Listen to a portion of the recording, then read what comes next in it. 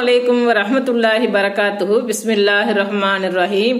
அன்பான சகோதர சகோதரிகளே, எல்லாம் வல்ல அல்லாஹ்வின் நல்லடியார்களே, இன்று நாம் காண இருக்கும் தலைப்பு சிறு நேரத்தில் பெரு நன்மைகள். மனிதர்களில் பெரும்பான்மையினர் எல்லா செயல்களும் விரைவாக அமைய வேண்டும் என்று விரும்புகின்றனர். எவ்வளவு பெரிய வேலையும் சொற்ப நேரத்தில் இலகுவாக முடிந்து விடுவதையே அதிகமானோர் விரும்புகிறார்கள். அதனாலேயே சமையல் வேலையை எளிதாக்கி தரும் மிக்சி, கிரைண்டர் போன்ற வீட்டு பொருட்களுக்கும், பயண நேரத்தை மிச்சப்படுத்தும் பைக், ரயில் போன்றவற்றை உள்ளிட்ட அனைத்தும் நவீன சாதனங்களுக்கும் மக்களுக்கு மத்தியில் தனி மவுசு இருப்பதை காண முடிகிறது.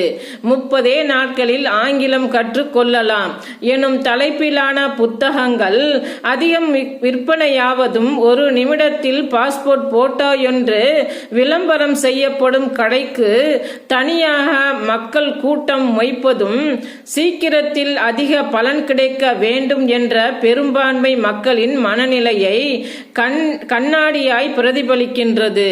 மக்களின் இந்த மனநிலையை பறைசாற்றும் அடையாளங்களை அடுக்கிக் கொண்டே போகலாம். என்றாலும் விஷயம் அதுவல்ல.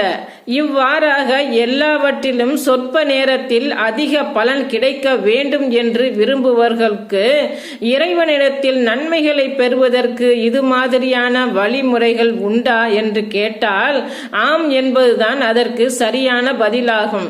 ஒரு நன்மைக்கு 10 கூலிகள் தருவதை அல் குர்ஆன் அத்தியாயம் 6 வசனம் 160 வழக்கமாக வைத்திருக்கும் இறைவன் இது போன்ற சலுகைகள் இல்லாமல் இருக்குமா? நபிகள் நாயகம் கற்றுத்தந்த நல்லறங்களிலும் சொற்ப நேரத்தில் அதிக நன்மைகளை பெற்று தரும்படியான ஏராளமான வழிபாடுகளை அறிய முடிகிறது. அவ்வகையிலான சில நன்மைகளை இங்கே பார்ப்போம். முதல் தகுதி மன தூய்மை. அதற்கு முன் முக்கியமான ஒன்றை இங்கே குறிப்பிட விரும்புகிறோம். குறைந்த நேரத்தில் அதிகமான நன்மைகளை பெற வேண்டும் என்று ஆசை கொள்வதில் தவறில்லை. ஆனால் அதற்கு முன் முக்கியமான நம் நினைவில் நிறுத்திக் கொள்ள வேண்டிய விஷயம் ஒன்று உள்ளது. அதுதான் மன தூய்மை.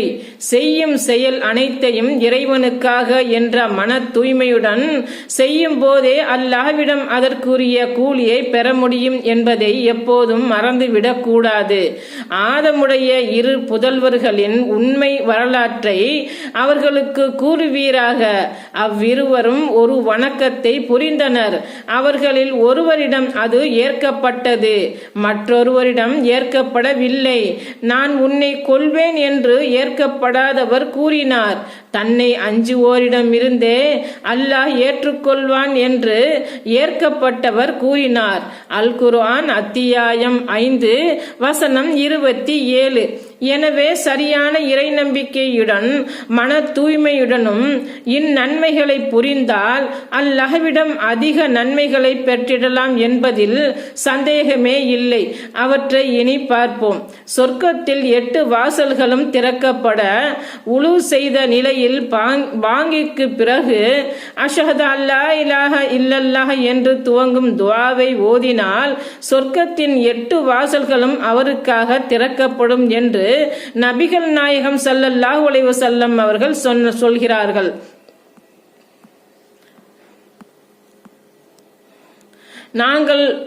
நாங்கள் முறை வைத்து ஒட்டகங்கள் மேய்த்து வந்தோம். இந்நிலையில் எனது முறை வந்தபோது மாலை நேரத்தில் நான் அவற்றை ஓட்டிக்கொண்டு மேய்ச்சல் நிலத்திற்கு சென்றேன். பிறகு நான் திரும்பி வந்தேன். அப்போது அல்லாஹ்வின் தூதர் ஸல்லல்லாஹு அலைஹி வஸல்லம் அவர்கள் மக்களிடையே நின்று உரையாற்றி கொண்டிருந்தார்கள். அப்போது அவர்கள் ஒரு முஸ்லிம் ஆகிய அழகிய முறையில் அங்க தூய்மை செய்து அகத்தையும் முகத்தையும் ஒருமுகப்படுத்தி பணிந்து உள்ளச்சத்துடன் தொழுதால் அவருக்கு சொர்க்கம் கட்டாயமாகாமல் இருப்பதில்லை என்று கூறுவதை நான் கேட்டேன். உடனே நான் என்ன அருமையான வார்த்தை என்றேன். அப்போது எனக்கு முன்னால் இருந்த ஒருவர் இதற்கு முன்னர் சொன்ன வார்த்தை இதைவிட அருமையானது என்றார். உடனே நான் அவர் யார் என்று பார்த்தேன். அங்கே உமர் ரலியல்லாஹு அன்ஹு அவர்கள் இருந்தார்கள். உமர் ரலியல்லாஹு அன்ஹு அவர்கள் என்னிடம் கூறினார்கள், சற்று முன்னர் தான் நீங்கள் இங்கு வந்தீர்கள். நான் பார்த்தேன், அல்லாஹ்வின் தூதர் ஸல்லல்லாஹு அலைஹி வஸல்லம் அவர்கள் நீங்கள் வருவதற்கு முன் பின்வருமாறு கூறினார்கள். உங்களில் ஒருவர் முழுமையான முறையில் அங்க தூய்மை செய்துவிட்டு அஷ்ஹது அல்லா இலாஹா இல்லல்லாஹு வ அன்ன